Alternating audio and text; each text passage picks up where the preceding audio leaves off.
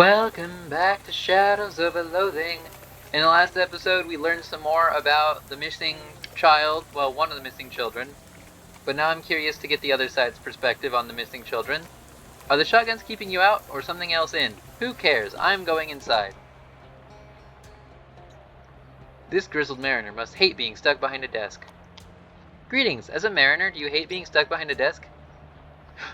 Excuse me, I make 6 figures a year behind this desk. And mind your manners, you're addressing Adam Tracy, Chief Deboning Officer at Largemouth Bass & Sons. You must be Artemis, the one who's thrown in her lot with that wretch of a reboner next door. Oh, surprised I know your name? Well, the largemouth bass have ears. I'd like to talk about your daughter. I don't see the point. You've thrown in with the Chapmans already. It sounds like she might have run away from home. I'll excuse the remark, as you don't know my Kathy, but suffice it to say, that's impossible. Kathy loves largemouth bass almost as much as assuming preordained roles in a multi-generational family business. No, Kathy would not simply leave home. There's a much simpler explanation. Occam's gator. Occam's gator? A monstrous gatorman. Centuries old. 10 feet tall if he's an inch, with scales as blue as the deepest ocean. I thought he was red. He has 2 tails as sharp as razors, and he's not afraid to shave you. His appetites are insatiable. He'll strike at night and gobble up our fish, guns, tax returns, whatever. And now, I fear, my Kathy. I don't know what we did to provoke his ire, but that beast has bullied and bothered our business since my grandfather was in toddler pants. I sometimes think the swamp himself has summoned him up to be our tormentor. You think Occam's gator ate Kathy? You have to understand, for decades Occam's gator has been the sole author of this business's misfortune. Could he eat a child? Absolutely. That's his M.O., or monstrous operandi. If Occam's ate Kathy, aren't we too late? Not necessarily.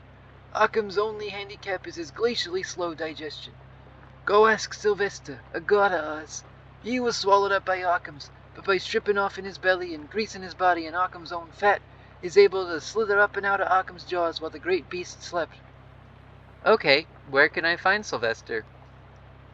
I don't know. We had to terminate him for attempting to unionize. Occam's gator sounds made up. There's nothing made up about a giant blue gatorman who eats guns. One of our guards actually saw Occam's. Even took a shot at him, but conventional weapons have no effect. Are you saying you haven't seen Occam's gator? I've seen the destruction he's wrought. I've certainly seen that. My friend Charles is missing. Could Occam's have taken him too? Certainly it's possible. I don't think the criminality of Occam's gator knows any bounds. Let's find your daughter. Scout's honor. There's a catch, and I'm not talking about the Largemouth bass, yes. I'm running this operation, all right? Not Chapman. I know he's got a missing boy too, but you can't involve a reboner in things like this. They're far too emotional. If you're dealing with me, you keep him out of it. In return, 300 meat, and my grandfather's fishing rod. What's so special about this fishing rod? What's special about it? It can catch things that your scientists would say are impossible to find in water. How about that? So it doesn't catch fish? Yeah, fish, but also impossible things. Deal. Good. Now Peter, our guard by the front gate, was the last to see Occam's gator in the sickening flesh. Peter chased him off our property to a revolting little hamlet, but dared not enter it himself. I'll mark it on your map. I'm convinced that's where you'll find Occam's, and inside Occam's, Kathy. Now bring her home, you hear me? What do you do here? As I've said, I'm the chief deboning officer here. My team and I debone the largemouth bass, after which it is passed over to my colleague across the way for reboning. Alright, I'll be on my way. Though the knife of the deboner doth still shape largemouth bass, and the world through our action, there are legions who do not believe and wouldst tear down thy work. The Book of Garrett. Emptied to magnify the misfortunes of my stolen daughter. Any idea who did this? I can't prove it yet, but I'll be danged if Occam's gator did not have his claws in this. When did this happen? 3 nights ago. I'm still in shock. I can't even muster the strength to close the safe. I can do that for you. It's not hard. Would you? Sure. Bless you.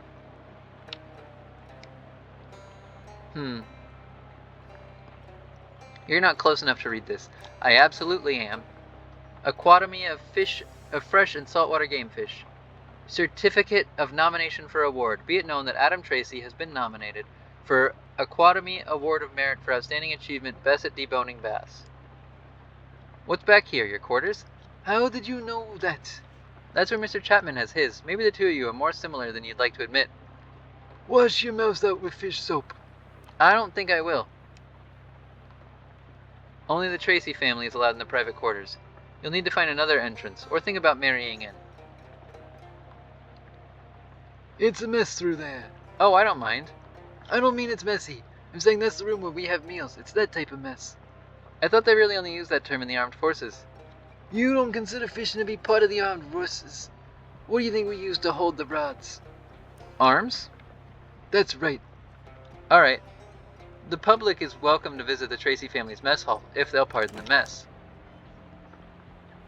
There's a bass thawing in the sink, and in each of the drawers. The sign says, take a bottle of bass oil. Take a bottle of bass oil. Why, it's glued to the table. Bottles crate the whole thing. You notice now, the reverse of the sign, which reads, if you can, take the bottles. Huzzah! You break the bonds of the glue with satisfying thwarp. I got a crate of bass oil. Take the sign. I got an annoying sign. Just sell it, if you can. Take that to the speakeasy. Ah. The refrigerator hums with a quiet menace. Or maybe it's the motor. Search it. The only item inside is a sardine salad and a cardboard salad sandwich in a cardboard box. The box is labeled Adams. Do not eat. I do eat. Aha! The sandwich smacks of something foul and deeply wrong, as if the food has rotted itself to punish your minor transgression. It reminds me of the story of your friend Eve, who ate a forbidden window display sandwich and was cast out from the Garden of Eden's restaurant. I gained original sandwich. What does original sandwich mean? -1 moxie, -1 muscle. Man. Fishing cats are slow to trust. The cat ignores your... I gotta be loyal to the fisherman's cause. Okay. That door is locked, making this room even more disappointing.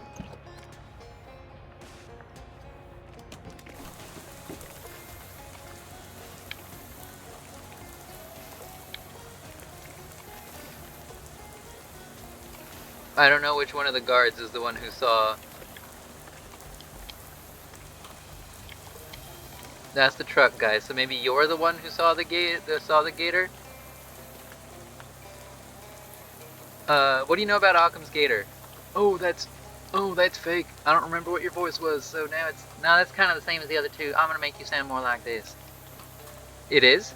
Yeah, that's a legend. An old bass wife's tale. Sometimes things go missing or the business had a run of bad luck, and folks want a deeper explanation for it. But I can tell you here that nobody's ever laid eyes on any giant gator man. The bosses can't even agree on what he's supposed to look like. So Occam's gator didn't kidnap these kids? I really doubt it. Your boss says you saw him? Didn't you ever tell a boss what they wanted to hear? There's gators in these parts, alright. I have to scare them off the property on an almost daily basis. But never seen any sort of Occam's gator, no ma'am. Occam's gator sounds pretty scary. As do all fairy tales. Don't make them any more real. Fair enough. What's this about a guard who got eaten by Occam's gator? Sylvester didn't get eaten by anybody. I told him to say that because it was the only excuse that the bosses would accept for a 2-hour lunch break. What can you tell me about the largest mouth Luke? I've seen him, you know. Yeah? He's not dead like they say. How long can largemouth bass live? Normally only 20 years or so, but largest mouth Luke is a special fish. Maybe someday I'll see him again. The guard sighs and you get the sense you shouldn't pry further. Alright, I'll be going. Depart. Alright, so we got 2 separate Gatorman places. I'm going to the Gatorman village first. You catch a whiff of burnt rubber and see a column of smoke drifting into the sky nearby. As you get closer to the site, you see that a small airplane has crashed into the mud. Or perhaps splatted or glorped into the mud. Alright, well, crashes seem more pressing than hanging out with gators. So investigate it. Investigator it.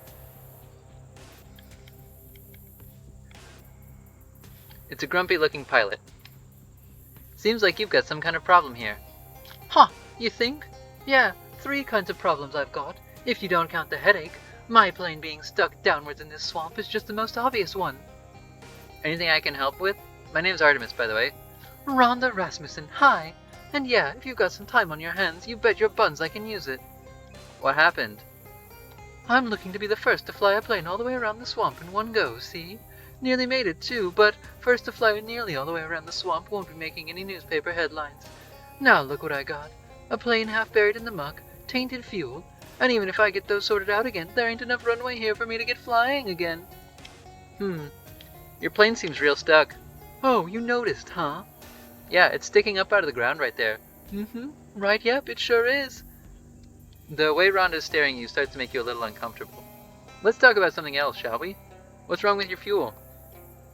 When I landed, the fuel tank got full of swamp water, which I don't know how well versed you are in the chemistry of aircraft fuel, but... Not good for it? Not good for it. So I siphoned the tank dry, figured it wouldn't be that big a deal since I've got a can of backup fuel. Ooh, let me guess. That's full of water too? Ain't nothing so bad that it can't be a little bit worse. Yeah, I hear ya. What's involved in building a runway? With enough tar and macadam, I could slap down a quick and dirty runway. Dirtier than quick, for certain, but it'll be good enough to get me out of here. And I've got plenty of tar, but... Where'd you get that barrel of tar anyway? You know, that's a funny story. But anyway, I need a load of macadam to go with it. What's macadam? It's like gravel for fuss budgets. For my purposes, I need a load of rocks exactly 3 centimeters across. That isn't very many rocks. Each individual rock is 3 centimeters across, not the whole load together. I could look for some rocks that size. Well, that'd be great. Come to think of it, I believe I passed an old quarry on my way down. Didn't get a close look because I was kind of distracted, but I can mark it on your map for you.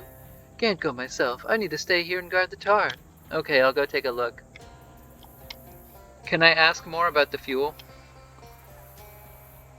Can that be fixed somehow? Well, technically, yeah. It just needs to have the water distilled out of it. I don't have anything like that kind of equipment, though. Maybe I can dig something up. That'd be great. Any basic distillation setup should do the trick.